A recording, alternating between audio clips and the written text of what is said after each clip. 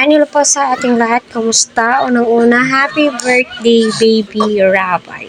So, nababasa niyo naman po yung thumbnail at saka title po natin lahat. So, marami nga po ang natutuwa. Siyempre, sino ba naman ang hindi matutuwa kapag ganyan? Ayan, alam naman po nating lahat na si Baby Rabay ay idol na idol nga po niya ang kanyang ate Viancy.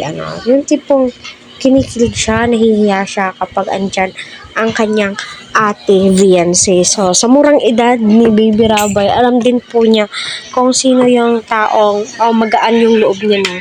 Bata pa yan, baby pa yan si Rabay, 2 years old, sabihin po natin magaan na po yung loob niya kay Viancy. It means si Viancy ay mabait, 'di ba? Kasi alam niyo, yung mga bata, alam po nila kung mabait ang isang tao kasi nga po magaan yung pakiramdam. Kaya patuloy po natin suportahan si Kalinga Prab Val at ang buong team. Please huwag po natin skip ang kanilang ads para sa ganun nga po ay marami pa pong kababayan po natin ang kanilang malingap and syempre ang kanilang matulungan.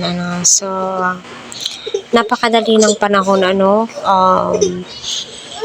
noon baby pa si Rabay, kitang-kita po natin yung mga milestone, grabe ngayon, dalawa na po sila, kasi nga alam naman po natin lahat, pregnant po si Mrs. Chuck Matubang, at napaka hands-on po niya, which is masaludo at ang lahat, at napakabait po niya,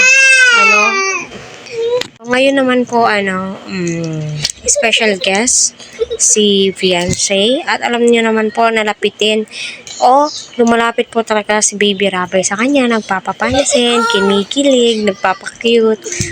So malamang, andun din po si Viancy sa birthday ni Baby Rabay, diba? So, abang-abang po tayo. Kasi nga, may mga live update na po si Kuya Val Santos Matubang sa birthday ni Baby Rabay. Abang-abang po tayo, and syempre andyan po lahat ang key angels.